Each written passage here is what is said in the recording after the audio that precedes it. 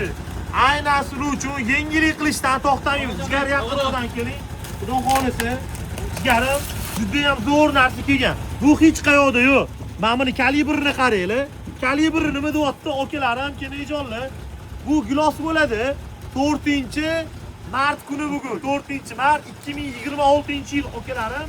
Mabodoga o'z og'iz bo'lsanglar, bemalol kelib xarid qilsanglar bo'ladi. Ideal bo'ladi. Eng qizig'i, okalar, longan mevasi, avokadoni yengisi, muskat uzumlari, mana muskat zo'rlari. Mana bunisini ham ochiluvchi. Qani. Bismillah deyiladi.